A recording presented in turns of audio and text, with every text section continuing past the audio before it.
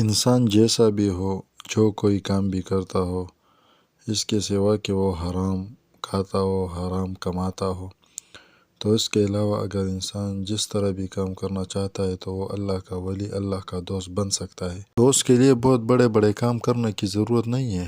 اپنے معاملات کو ٹھیک کرو، 5 وقت کی نماز کرو اور اسی طرح ذکر و تلاوت میں مشغول رہو۔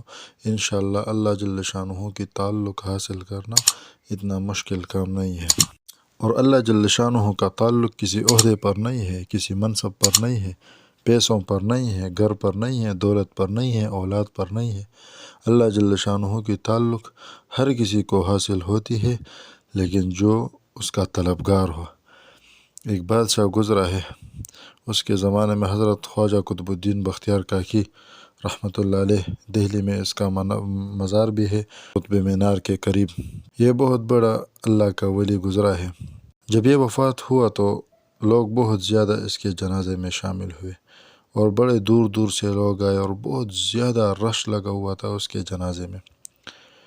ابھی جب جنازہ رکھ دیا گیا تو ایک آدمی بڑا اور اس نے کہا کہ قطب الدین بختیار کاکی رحمۃ اللہ علیہ نے مجھے وصیت کی ہے اور میں وہ وصیت آپ لوگوں کو پہنچانا چاہتا ہوں۔ اس نے وصیت کی ہے کہ میرا جنازہ وہ شخص پڑھائے گا جس کے اندر 4 خوبیاں ہوں۔ پہلی خوبی یہ کہ زندگی میں اس کی تکبیر اولیٰ کبھی قضا نہ ہوئی، ساری عمر اس نے تکبیر اولیٰ سے نماز پڑھی ہوئی۔ دوسری شرط یہ ہے کہ اس کی تہجد کی نماز کبھی قضا نہیں ہوئی، تہجد مسلسل پڑھتا رہا ہو۔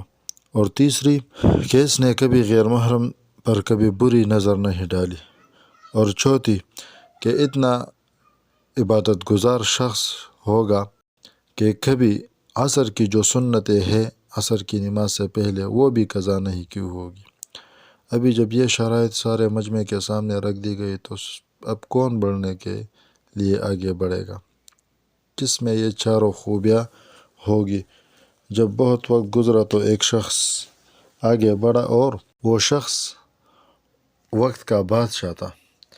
انہوں نے قطب الدین بختیار کاکی رحمۃ اللہ علیہ کے چہرے سے چادر ہٹائی اور روتا ہوا اسے فرمایا کہ قطب الدین آپ خود تو فوت ہو گئے اور مجھے رسوا کر دیا۔ وہ وقت کا بادشاہ شمس الدین التمش تھا۔ جب ایک بادشاہ اتنی ساری مصروفیات کے باوجود اللہ جل شانہ کی اتنی اطاعت کر سکتا ہے تو ہم جو غریب لوگ ہیں ہمارے ساتھ کچھ نہیں ہے، نہ ہمارا جو مصروفیت ہے اتنا بڑا ہوگا جتنا ایک بادشاہ کی ہوتی ہے۔ تو اللہ جل شانہ کا تعلق وہ ہر کسی کو حاصل ہوتا ہے، لیکن جو شخص طلبگار ہوگا۔